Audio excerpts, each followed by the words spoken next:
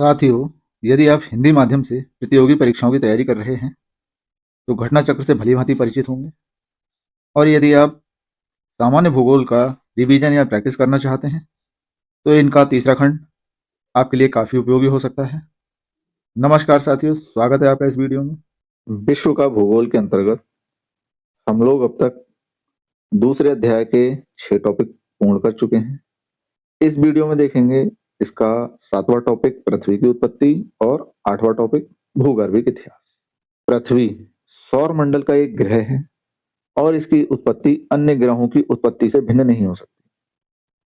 इस विषय में विभिन्न विद्वानों ने विभिन्न विचार प्रकट किए हैं। इनमें से एक प्रारंभिक मतों में इम्मैनुअल कांट का मत है। इन्होंने 1754-55 में वायव्य राशि परिकल्पना का प्रतिपादन किया। तो इम्मैनुअल कांट बहुत इंपॉर्टेंट है। सबसे पहले परिकल्पना इन्हीं की मानी जाती है, वायव्य राशि परिकल्पना। अक्सर प्रश्न पूछ लिया जाता है, ध्यान रखिएगा, ये परिकल्पना इम्मैनुअल कांट। 1796 में लाप्लास ने इसका संशोधन प्रस्तुत किया, जो निहारिका परिकल्पना यानी नेबुलर हाइपोथेसिस। ये भी इंपॉर्टेंट है, लाप्लास की परिकल्पना पूछ ली जाती है, कभी कभी नेबुलर हाइपोथेसिस के नाम से ही पूछ लेते हैं। 1905 में चैम्बरलेन और मोल्टेन ने अपने ग्रहाणु परिकल्पना, तो नेक्स्ट परिकल्पना ग्रहाणु परिकल्पना, और ये किसकी है? चैम्बरलेन और मोल्टेन। ग्रहाणु परिकल्पना को इन्होंने प्लैनेटेजिमल हाइपोथेसिस भी बोला, ये ध्यान होना चाहिए। 1905 में चैम्बरलेन और मोल्टेन ने अपने ग्रहाणु परिकल्पना में कहा कि ब्रह्मांड में एक अन्य भ्रमणशील तारा सूर्य के नजदीक से गुजरा, जिसके परिणाम स्वरूप तारे के गुरुत्वाकर्षण से सूर्य की सतह से सिगार के आकार का कुछ पदार्थ निकलकर अलग हो गया। ग्रहाणु परिकल्पना में क्या क्या कहा गया वो बता रहे हैं।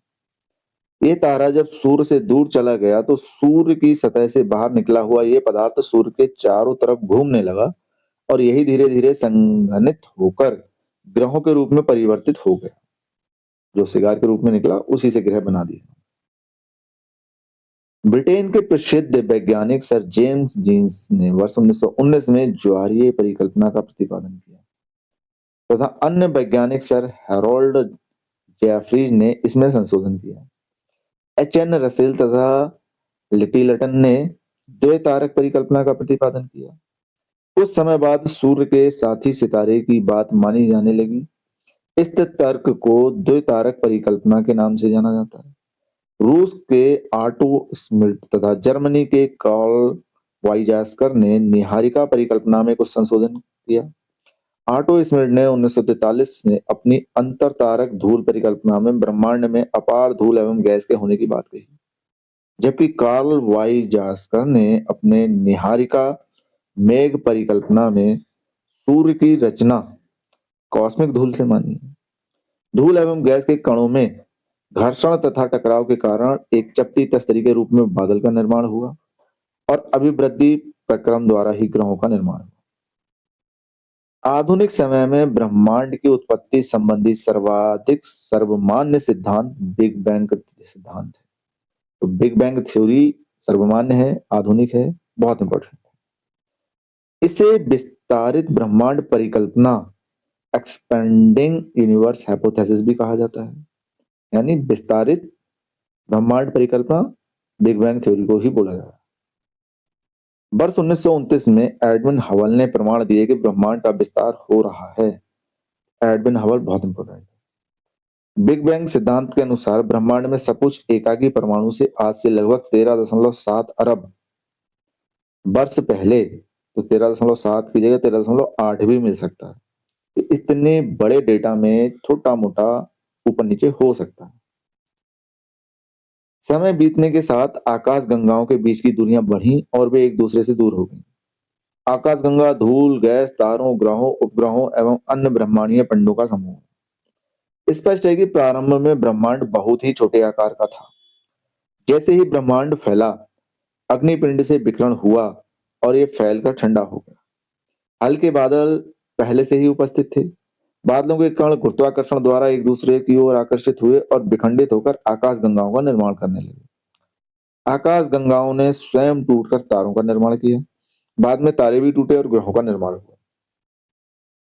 पृथ्वी की आयु ज्ञात करने के लिए कुछ विद्वानों ने स्वतंत्र रूप से गणितीय परिकल्पना के आधार पर पृथ्वी की आयु जानने के प्रयत्न किए। जोली महोदय ने खनिजों की आयु का पता लगाने का प्रयास किया। जोली के अनुसार अभ्रक खनिज के चतुर्दिक अनेक संकेंद्रीय छल्ले होते हैं। इन्हें जोली ने खनिज हैलो नाम दिया। भाई खनिज हैलो क्या है, ध्यान रखो। प्रोफेसर एच एन रसेल ने यूरेनियम सीसे तथा थोरियम सीसे के आधार पर पृथ्वी की आयु क्रमशः 2 अरब 25 करोड़ तथा 4 अरब 60 करोड़ बताई। रेडियो सक्रिय पदार्थों के आधार पर पृथ्वी की आयु की गणना में सर्वाधिक सफलता प्राप्त हुई। तो रेडियो सक्रिय ये कौन से हैं, ध्यान रखो। कुछ ध्यान आ रहा है? केमिस्ट्री में पढ़ा होगा, वैसे भी जीएस में पूछे जाते हैं। यूरेनियम, थोरियम, इस तरह के जो पदार्थ हैं जिनसे रेडिएशन होता रहता है, रेडियो एक्टिव पदार्थ। वर्तमान समय में ये विधि अधिक विश्वसनीय मानी जाती है, रेडियो एक्टिव वाली। यूरेनियम तथा थोरियम किसी न किसी रूप में तथा मात्रा में प्रत्येक सेल में पाए जाते हैं। इसलिए रेडियोमेट्रिक डेटिंग विधि का प्रयोग कर पृथ्वी की आयु ज्ञात किया जाता है। पृथ्वी की उत्पत्ति के विभिन्न सिद्धांत, सिद्धांत परिकल्पना, प्रतिपादक विचार। तो धूमकेतु टकराव परिकल्पना काम्टे की, वायव्य राशि परिकल्पना इमैनुअल कांट, निहारिका परिकल्पना लाप्लास, उल्का लॉकियर, ग्रहाणु परिकल्पना चैम्बरलेन मॉन्टे, ज्वारीय परिकल्पना जेम्स जीन हॉलर, द्वैतारक परिकल्पना रसेल और लिटिलटन, सिफिड परिकल्पना है बनर्जी साहब की, नौतारा परिकल्पना या सुपरनोवा या नोवा परिकल्पना होयल तथा लिटिलटन, विद्युत चुंबकीय परिकल्पना हेनस अल्फवेन, अंतरतारकीय धूल परिकल्पना ऑटो स्मिथ, पूर्व ग्रह परिकल्पना कार्ल वॉन वोहाल, जास्कर तथा गोरार्ड कुइपर। और सबसे इंपॉर्टेंट है बिग बैंग थ्योरी, ये है जॉर्ज लेमेंटियर। तो जॉर्ज लेमेंटियर और बिग बैंग याद रखो। अब आगे प्रश्न देख लेते हैं। पहला प्रश्न है, निम्न विद्वानों में से किसने सुझाव दिया कि पृथ्वी की उत्पत्ति गैसों और धूल कणों से हुई? तो ये गैस और धूल कणों से उत्पत्ति हुई, ये सिद्धांत दिया था ओ स्मिथ ने। जेम्स जीन्स तथा हेरोल्ड रेफरीज ने ज्वारीय परिकल्पना का, एच एफ होयल तथा लिटन नौतारक परिकल्पना का तथा ऑटो स्मिथ ने अंतरतारकीय धूल परिकल्पना का प्रतिपादन किया। ऑटो स्मिथ की परिकल्पना की सबसे बड़ी विशेषता यह है कि उन्होंने ग्रहों की उत्पत्ति गैस एवं धूल कणों से मानी। प्रश्न 2, पृथ्वी की आयु निर्धारित करने में निम्नलिखित में से कौन सी विधि का प्रयोग करते हैं? तो कार्बन डेटिंग आपको ध्यान आ रहा है? कार्बन डेटिंग विधि का इस्तेमाल किया जाता है उन जीवों में जिनमें कभी जीवन था, यानी सजीवों के बारे में जब जानकारी चाहिए हमें तो कार्बन डेटिंग।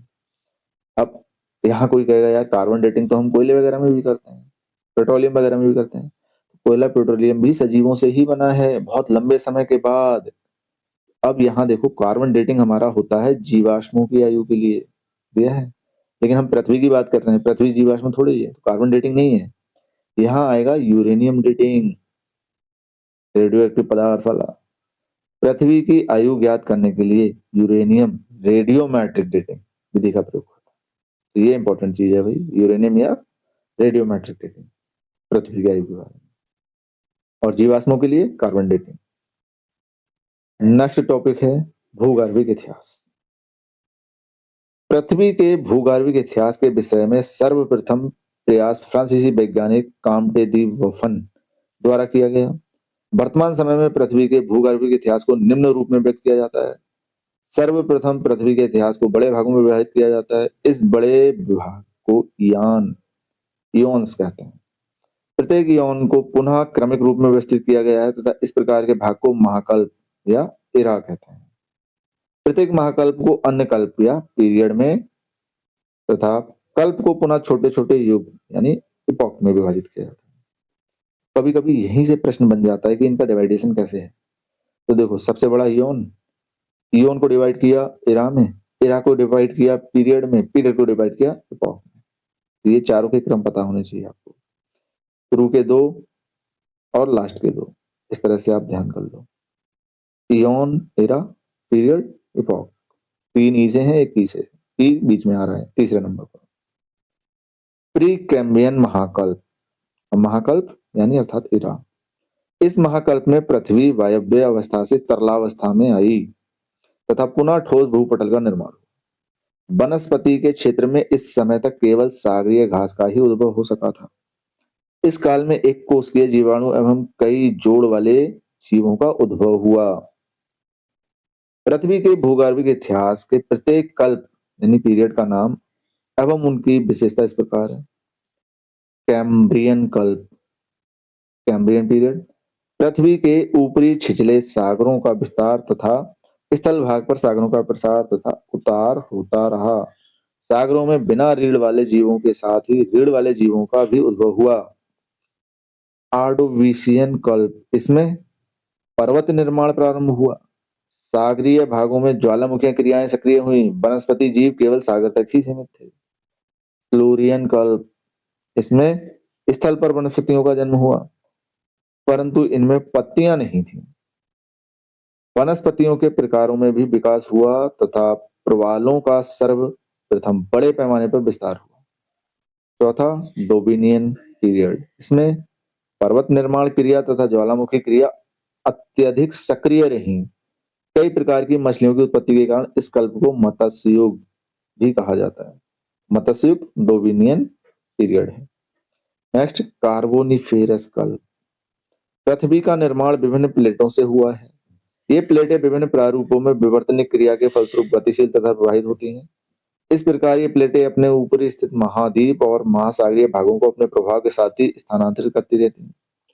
कार्बोनिफेरस कल्प में समस्त स्थलीय पिंड एक स्थल भाग के रूप में संलग्न थे। इस स्थल पिंड का नाम पेंजिया। इस समय छोटे छोटे आंतरिक सागरों का विस्तार था। तो कार्बोनिफोरस बहुत इंपॉर्टेंट है, क्यों? पेंजिया के कारण, अक्सर प्रश्न में पूछ लिया जाता है। पेंजिया के चारों ओर एक विशाल जलभाग था जिसका नाम वैगनर ने पैंथालसा किया। इस समय पृथ्वी पर पेंजिया और पैंथालसा ही थे। आगे जब पेंजिया का विभाजन हुआ तो पेंजिया का उत्तरी भाग लॉरेशिया, और लॉरेशिया में उत्तरी अमेरिका, यूरोप तथा एशिया का हिस्सा रहा तथा दक्षिणी भाग को गोंडवाना लैंड। अब गोंडवाना लैंड में कौन कौन है? दक्षिण अमेरिका, अफ्रीका, मेडागास्कर, प्रायद्वीपीय भारत, ऑस्ट्रेलिया तथा अंटार्कटिका को प्रदर्शित करता था। प्रथम एम्फीबियन का उदय इस काल में हुआ। नेक्स्ट है परमियन कल्प। इस कल्प में व्यापक भौगोलिक हलचल के कारण यूरोप, एशिया तथा पूर्वी संयुक्त राज्य अमेरिका में ऊंचे पर्वतों का आविर्भाव हुआ। स्थलीय जीवों की संख्या तथा प्रजातियों में पर्याप्त वृद्धि हुई। इस कल्प में रेंगने वाले जीवों का विकास हुआ। नेक्स्ट है ट्रियासिक कल्प। ट्रियासिक कल्प में सागर में मांसाहारी मत्स्य तुल्य रेप्टाइल का जन्म हुआ। स्थल पर सर्वप्रथम रेंगने वाले जीवों से स्तनधारी जीवों तथा डायनासोरों का उदय हुआ। तो डायनासोर कब आए और मैमल्स कब आए, ध्यान रखो। और मैमल की उत्पत्ति किससे हुई? रेंगने वाले जीवों से। नेक्स्ट आया जुरासिक काल। जुरासिक पीरियड में स्थल भाग पर रेप्टाइल के आकार तथा प्रकार में पर्याप्त विस्तार हुआ। कुछ उड़ने वाले पक्षियों का भी उद्भव हुआ। इस कल्प में डायनासोर का प्रभुत्व था। तो डायनासोर हमारे उद्भव तो जुरासिक पीरियड से पहले ही हो गया था, लेकिन प्रभुत्व उनका जुरासिक पीरियड में रहा डायनासोर का। भारत में इसके अवशेष गुजरात के रायओली और मध्य प्रदेश के बारा शिमला पहाड़ियों पर नर्मदा नदी घाटी में जाए।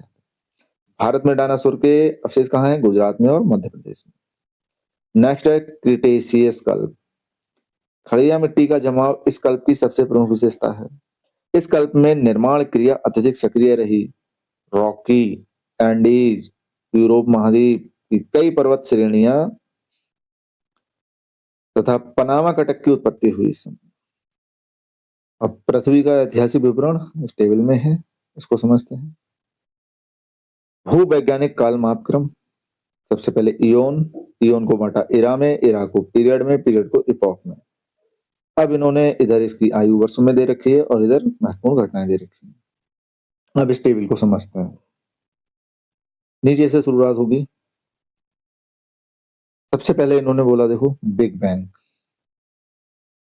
अब बिग बैंग है, सुपरनोवा है, तारों की उत्पत्ति है।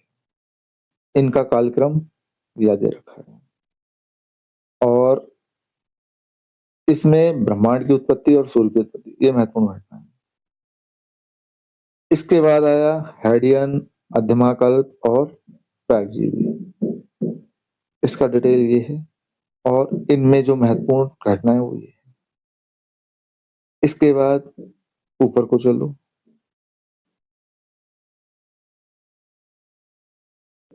यहाँ पर देखो कितना टाइम पीरियड दिया है और क्या क्या मुख्य मुख्य घटनाएं दे रखी हैं। ये मुख्य घटनाएं थी इस समय। उससे और ऊपर देखो ये क्या क्या घटना है, टाइम पीरियड क्या है। और ऊपर को बढ़ो, फिर देखो यहाँ की घटनाएं और टाइम पीरियड। तो हमारे जो मनुष्य के पूर्वज या वनमानुष इस समय ही शुरू हुए और ये क्या है तृतीय कल्प और उसके युग अलग अलग ये बांट रखे हैं। उसके बाद ये चतुर्थ कल्प है। इसका मुख्य घटना ये रही। इस टेबल को अगर ध्यान से समझोगे तो इसमें बहुत कुछ दिया है। मैं इसको समझाऊंगा बहुत समय लगेगा, इसलिए मैंने सिर्फ मोटा मोटा बताया है।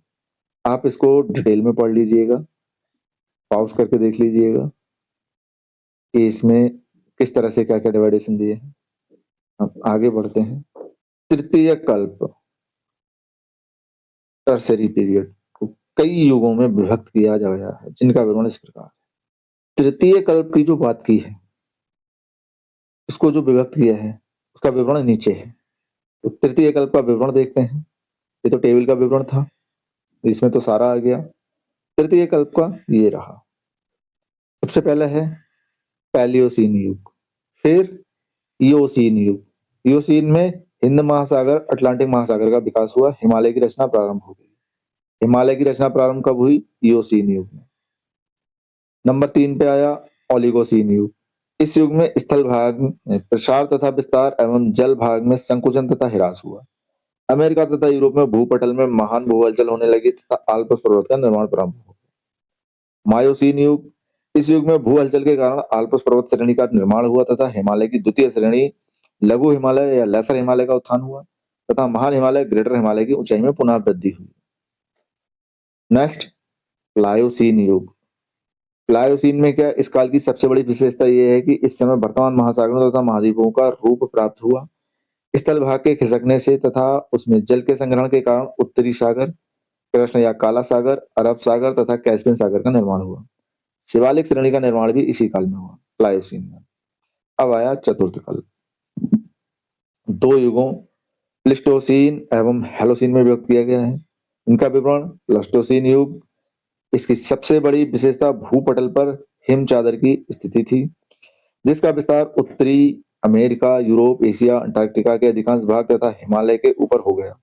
इस युग में उत्तरी अमेरिका में हिम चादर का फैलाव विभिन्न समयों में हुआ। होलोसीन युग। इस युग के प्रारंभ में हिम चादर का उतार सक्रिय था। हिम चादर के पीछे हटने से यूरोप में पुनः वनों का विस्तार प्रारंभ हो गया। सागरीय जीव वर्तमान अवस्था को प्राप्त हो गए थे।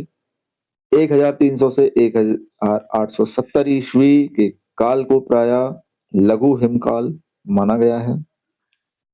इस अवधि के दौरान यूरोप और उत्तरी अमेरिका 20वीं सदी की अपेक्षा अधिक ठंडे थे। तो ये हिम युगों की बात कर रहे हैं। आगे प्रश्न देख लेते हैं। पहला प्रश्न है महान हिमयुग का संबंध किससे है? हिमयुग का संबंध है प्लास्टिसीन से। महान हिमयुग पृथ्वी के इतिहास का एक ऐसा युग है जब बड़े पैमाने पर हिमाच्छादन हुआ। यह प्लिस्टोसीन युग से संबंधित है। इस युग की शुरुआत 20 लाख वर्ष पूर्व हुई थी एवं यह 10,000 वर्ष पूर्व तक चला था। नेक्स्ट प्रश्न 2, निम्न कालों में से किसे प्राय लघु हिमकाल माना जाता है? तो लघु हिमकाल माना जाता है 1650 से 1870 ईस्वी। 1300 से 1870 के काल को प्राय लघु हिमकाल माना गया है, अतः निकटतम उत्तर विकल्प सी सही है। प्रश्न 3, डायनासोर का काल आज से कितने वर्ष पहले था? तो डायनासोर अक्सर पूछा जाता है, ये था 18 करोड़ वर्ष पूर्व। जुरासिक कल्प 20.8 करोड़ वर्ष पूर्व प्रारंभ हुआ, 14.4 करोड़ वर्ष पूर्व समाप्त हुआ। इस कल्प को डायनासोर का काल कहा जाता है। नेक्स्ट है प्रश्न 4, महाद्वीप अलग कैसे हुए? ज्वालामुखी फूटने से, विवर्तनिक से, चट्टानों के विलयन और भ्रंशन से, उपयुक्त सभी। ये हुए विवर्तनिक क्रिया से। महाद्वीप महाद्वीपों के अलग होने के कारण के रूप में विवर्तनिक क्रिया को सर्वाधिक उपयुक्त माना जाता है। पृथ्वी के ऊपरी भाग अर्थात स्थल मंडल, संपूर्ण क्रस्ट और मेंटल इसका भाग है, का निर्माण विभिन्न प्लेटों से हुआ है। ये प्लेटें विभिन्न प्रारूपों में विवर्तनिक क्रिया के फलस्वरूप गतिशील तथा प्रवाहित होती हैं। इस प्रकार ये प्लेटें अपने ऊपर स्थित महाद्वीप तथा महासागरीय भागों को अपने प्रभाव के साथ ही स्थानांतरित करती हैं। प्रश्न 5, निम्नलिखित महाद्वीपों में से कौन सा गोंडवाना का भाग नहीं था? तो गोंडवाना कहाँ था? ध्यान करो, उत्तर वाला या नीचे वाला? लॉरेशिया गोंडवाना ध्यान है, गोंडवाना था नीचे वाला। दक्षिण वाला तो दक्षिण अमेरिका, ऑस्ट्रेलिया, अफ्रीका, ये तो सब दक्षिण में ही हुए। उत्तरी अमेरिका नहीं था इसका भाग। पेंजिया के उत्तरी भाग को लॉरेशिया तथा दक्षिणी भाग को गोंडवाना कहा गया। लॉरेशिया में उत्तर वाले भाग यानी उत्तरी अमेरिका, ग्रीनलैंड, यूरोप और एशिया शामिल थे। गोंडवाना में दक्षिण अमेरिका, अफ्रीका, मिडागास्कर, अरब प्रादीप, प्रादीपीय भारत, ऑस्ट्रेलिया और अंटार्कटिका शामिल थे। बहुत इंपॉर्टेंट क्वेश्चन है ये, अक्सर पूछे जाते हैं इस तरह के प्रश्न। छठा प्रश्न है, पेंजिया से टूटे हुए दक्षिण महाद्वीप को क्या कहते हैं? पेंजिया से ऊपर गया लॉरेशिया, नीचे आया गोंडवाना लैंड, ऑप्शन सी। प्रश्न 7, भारत प्राचीन सुपर महाद्वीप गोंडवाना लैंड का भाग था, इसमें वर्तमान समय का निम्न भूभाग शामिल था। तो गोंडवाना में दक्षिण वाला, और दक्षिण में क्या क्या है देखो, दक्षिण अमेरिका भी है, अफ्रीका भी है, ऑस्ट्रेलिया भी है, यानी ये सारे आ गए इसके अंदर। प्रश्न 8, कोकोस प्लेट किनके मध्य पाई जाती है? कोकेस है भाई मध्य अमेरिका तथा प्रशांत प्लेट के बीच। कोकोस प्लेट मध्य अमेरिका तथा प्रशांत प्लेट के मध्य पाई जाती है। प्रश्न 9, पृथ्वी पर मूलतः एक ही विशाल भूखंड था जिसे कहते थे, एक ही विशाल भूखंड कौन सा था? पेंजिया। और विशाल सागर कौन सा था? पैंथालसा। कार्बोनिफेरस युग में समस्त स्थल भाग एक स्थल भाग के रूप में संलग्न थे, इस स्थल पिंड का नामकरण पेंजिया किया गया। पेंजिया टूटने के बाद लॉरेशिया और गोंडवाना बने थे। प्रश्न 10, पृथ्वी पर जीवन के प्रादुर्भाव का प्रथम जीवाश्मी साक्ष्य, अब यहाँ स्टार दिया है। पृथ्वी पर जीवन के प्रादुर्भाव के प्रथम जीवाश्मी साक्ष्य आर्कियन इयॉन के प्रारंभिक काल लगभग 3.5 बिलियन वर्ष पूर्व के हैं, जो कि अति सूक्ष्म जीवाणुओं के जीवाश्म हैं। प्रश्नगत विकल्पों में मिलियन शब्द का प्रयोग किया गया है, जो स्पष्टता गलत है बिलियन में।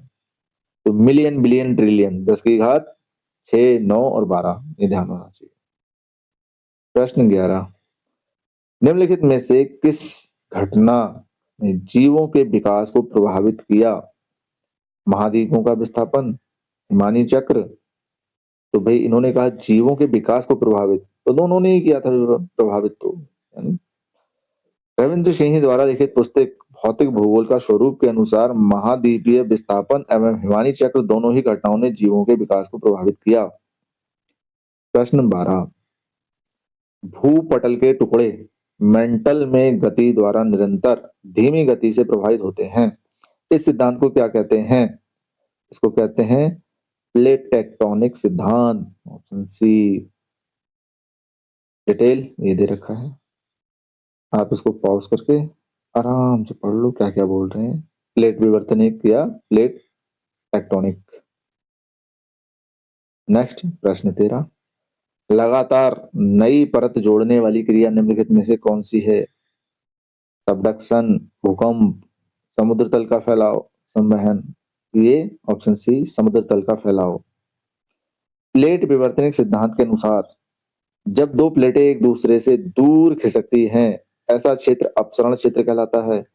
इस रचनात्मक प्लेट के किनारों के सहारे उद्गमित लावा से नए क्रस्ट का निर्माण होता है। सामान्यतः मध्य महासागरीय कटक के सहारे ऐसी क्रियाएं संपन्न होने से समुद्र स्थल का फैलाव सक्रिय रहता है। ऐसी प्लेट सीमा एवं किनारे को रचनात्मक या अपसारी प्लेट सीमा तथा किनारा कहते हैं। तो अब यहाँ देखो, इनने कहा रचनात्मक प्लेट, इसका अपोजिट होता है विनाशात्मक प्लेट। इनने कहा अपसारी प्लेट, इसका विपरीत होता है अपसारी का अभिसारी प्लेट। एक चीज और थी, महासागरीय कटक। ये शब्द अपने आप में ही क्वेश्चन है, तो इन सारे शब्दों का डिटेल मीनिंग आपको पता होना चाहिए। प्रश्न 14, बलन क्रिया किसका परिणाम है? बलन क्रिया पर्वत निर्माणकारी बल। पृथ्वी के अंतर्जात बलों के अंतर्गत पर्वत निर्माणकारी बल क्षैतिज संचलन भी आता है। इसके तहत दो प्रकार के बल कार्य करते हैं, संपीड़न बल तथा तनाव बल।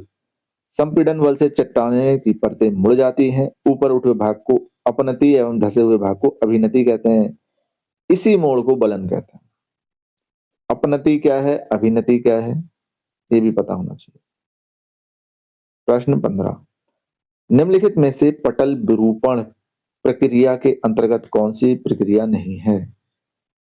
पर्वतनी, विस्मांगी, भूकंप, प्लेट विवर्तनी।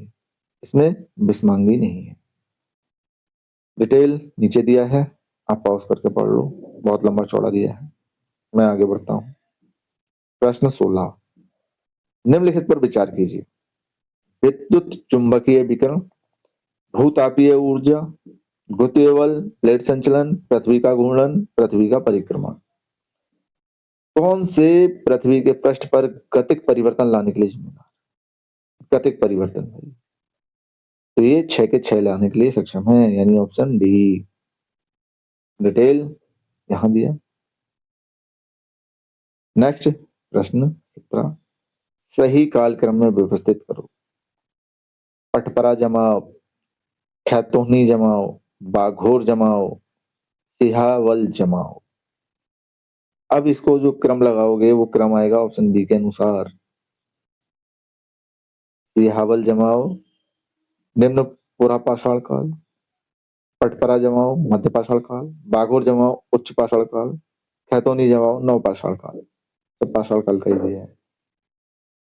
प्रश्न 18, निम्न घटनाओं पर विचार कीजिए। पहला सरीसृप, पहला कीट, कवच वाले जीव, पहला स्तनधारी।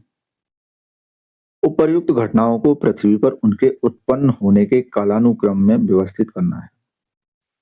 अब ये 4 घटनाएं हैं, सही क्रम इनका है सी, यानी सबसे पहले कवच वाले जीव आए, उसके बाद पहला कीट आया, उसके बाद सरीसृप, उसके बाद स्तनधारी। स्तनधारी बहुत बाद में आए और स्तनधारियों की उत्पत्ति सरीसृपों से हुई। डिटेल नीचे देख लेते हैं। पृथ्वी की उत्पत्ति अनुमानतः 4.6 अरब वर्ष पूर्व हुई तथा कालांतर में इस पर जीवन की उत्पत्ति हुई। प्रश्नगत विकल्पों में सर्वप्रथम कवच वाले जीव उत्पन्न हुए, उसके बाद क्रमशः कीटों, सरीसृपों तथा स्तनधारियों की उत्पत्ति हुई। नेक्स्ट प्रश्न 19, राजस्थान मरुस्थल अथवा थार मरुस्थल निम्नलिखित में से किसका विस्तार? इसका सही उत्तर है सी, प्लिस्टोसीन एवं अभिनव जमाव। राजस्थान मरुस्थल अथवा थार मरुस्थल प्लिस्टोसीन एवं अभिनव जमाव का विस्तार है। पुरातत्व विभाग के अनुसार थार मरुस्थल का निर्माण 70,000 वर्ष पहले प्रारंभ हुआ, जबकि एनसीईआरटी के अनुसार प्लीस्टोसीन युग 20 लाख वर्ष पूर्व से लेकर 10,000 वर्ष पूर्व तक रहा। इस तरह थार मरुस्थल के निर्माण व विस्तार का समय प्लीस्टोसीन युग के अंतर्गत ही है। नेक्स्ट प्रश्न 20, संयुक्त राज्य अमेरिका का राष्ट्र बाउल निम्नलिखित में से किस प्रदेश से संबंधित है? इसका सही आंसर दिया है ई, उपयुक्त में से कोई नहीं या एक से अधिक। तो डिटेल देखते हैं। रस्ट बाउल या रस्ट बेल्ट एक भौगोलिक क्षेत्र है जो पहले एक विनिर्माण या औद्योगिक हब था, लेकिन अब गिरावट के चरण में है क्योंकि विनिर्माण केंद्र कई देशों में स्थानांतरित हुए हैं। ग्रेट लेक क्षेत्र और पिट्सबर्ग क्षेत्र इसके अंतर्गत आते हैं। तो यहाँ ऑप्शन ए में दिया है ग्रेट लेक्स और डी में दिया है पिट्सबर्ग, दोनों ही इसके अंतर्गत आते हैं, इसलिए इसका ऑप्शन ई सही दिया है। तो इस प्रकार हमारा ये टॉपिक और ये अध्याय यहाँ संपन्न होता है। आशा करते हैं इस वीडियो में दी गई जानकारी आपके लिए काफ़ी उपयोगी साबित होगी। बाकी वीडियो में यहाँ तक बने रहने के लिए बहुत बहुत धन्यवाद।